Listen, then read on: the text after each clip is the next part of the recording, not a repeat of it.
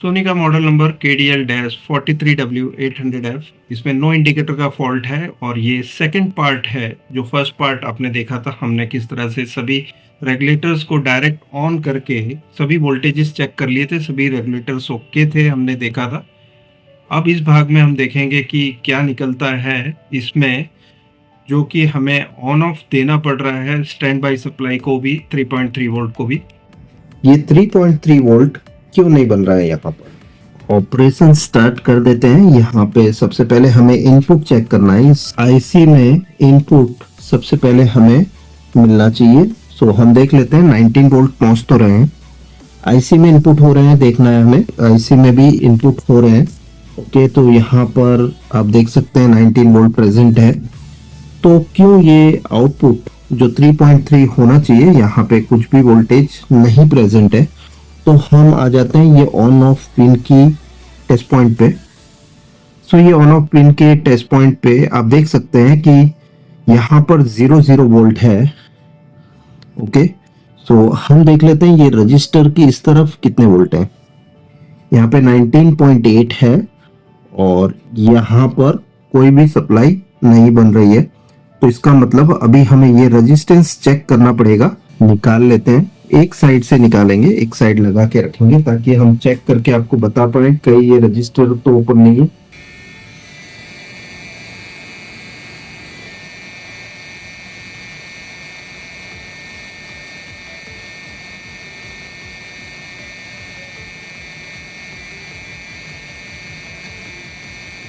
सो resistance check करने के लिए हमने अभी 200K की रेंज में रखा हुआ है मीटर को, और चेक कर लेते हैं ये रजिस्टर जो है ये ओपन तो नहीं है।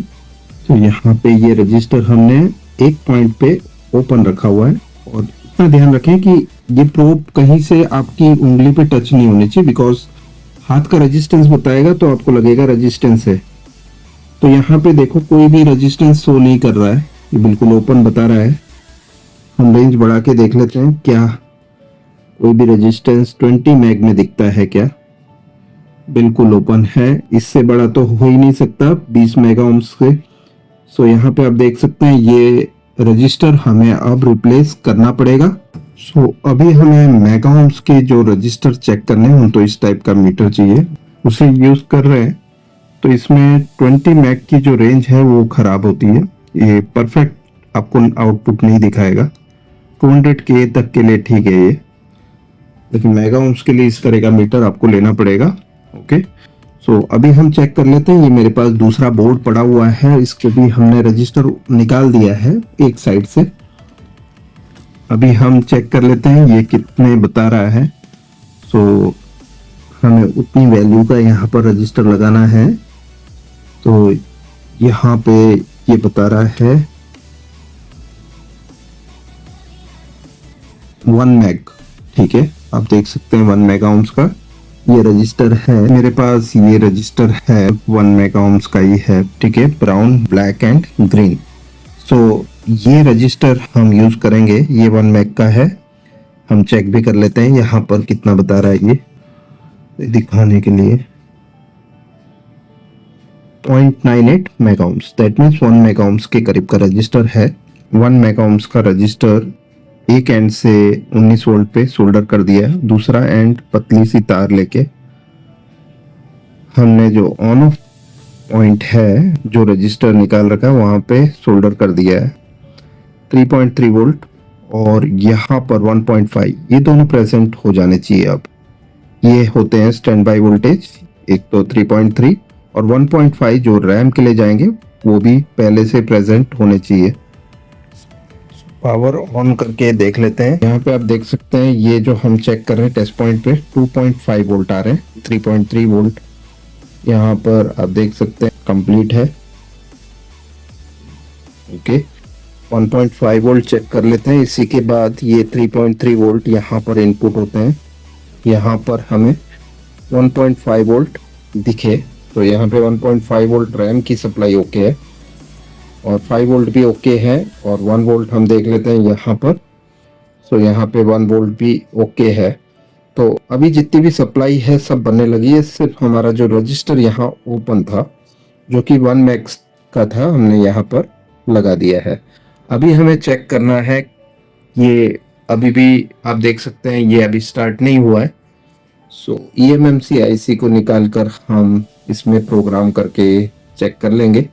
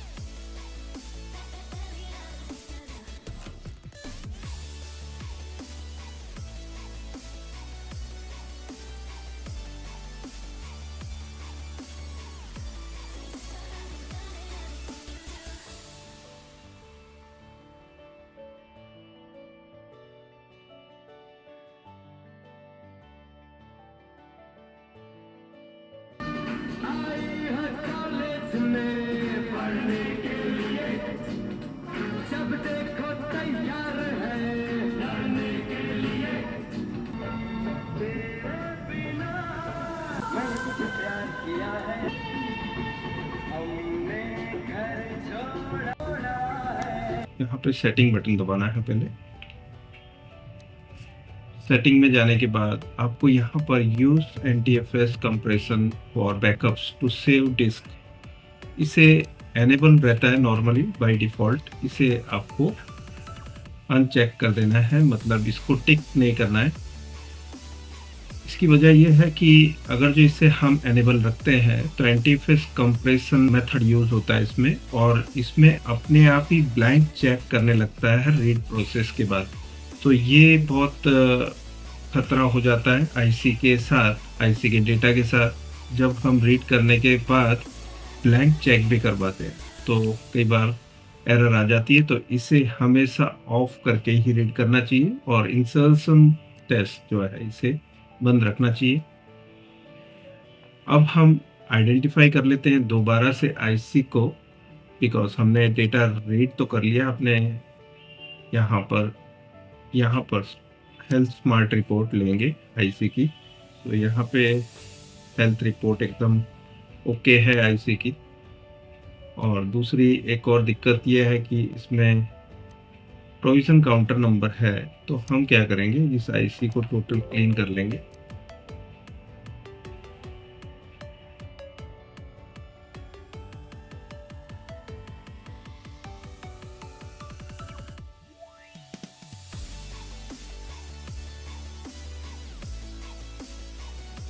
Firmware update verified, programming CID done.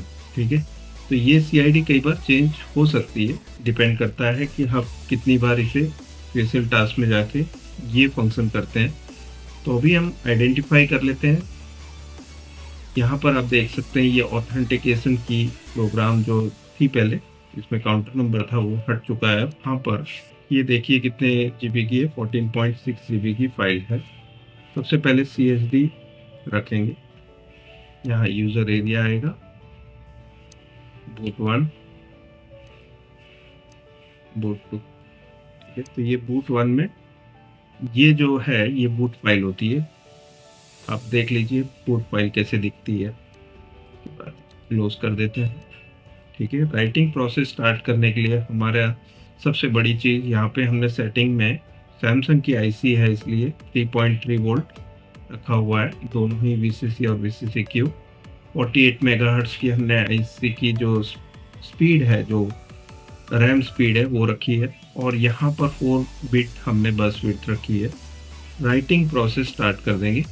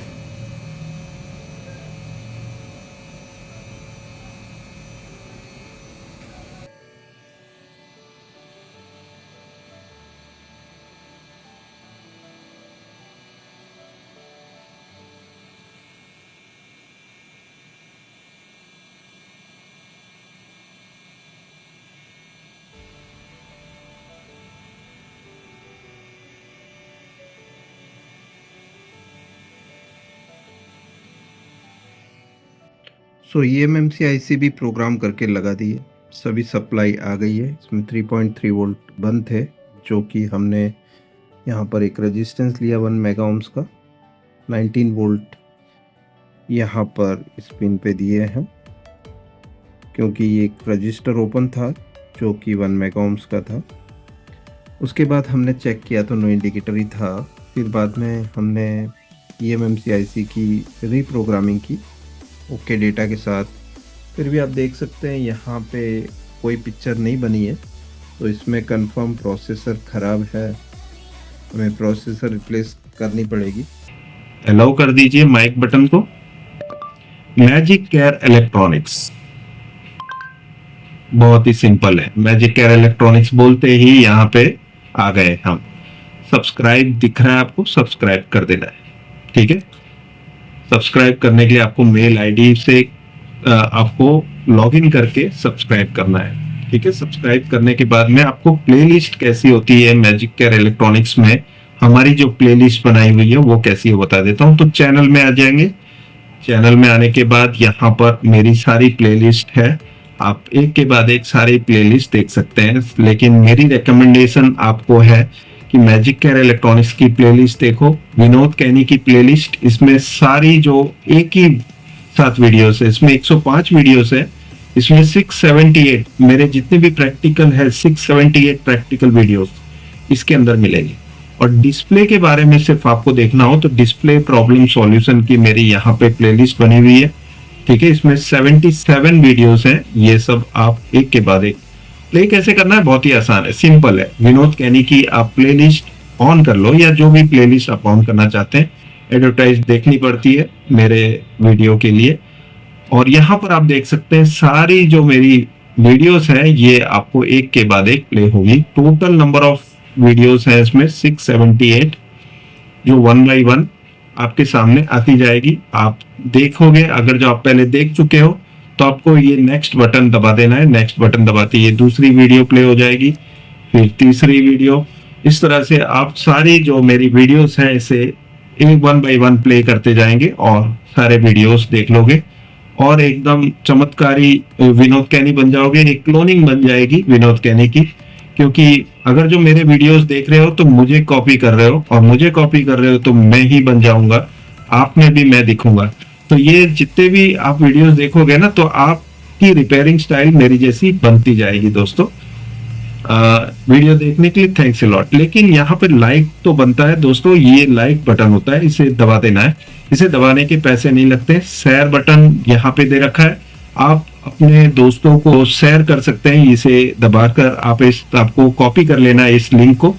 इस लिंक को कॉपी करने के बाद आप आपने कोई भी ग्रुप में जाके इसे पेस्ट कर दीजिए, कंट्रोल V, ठीक है। यहाँ पर से कॉपी, ठीक है। कॉपी करने के बाद ग्रुप में जाइए, कोई भी ग्रुप में, जो ग्रुप में आप जुड़े हुए उसमें जाके कंट्रोल V कर दो और आगे भेज दो। तो ये सभी लोग देख पाएंगे, सब लोगों को आप पहुंचाएंगे, तो एक तरह से आपकी भी क्रेडिट बनेगी। वहां पे आप लोगों को हेल्प कर रहे हैं वैसा दिखेगा। अगर जो आप ऐसा दिखाना चाहते हैं तो ये शेयर बटन का यूज करके copy link and share it two groups, ठीक है।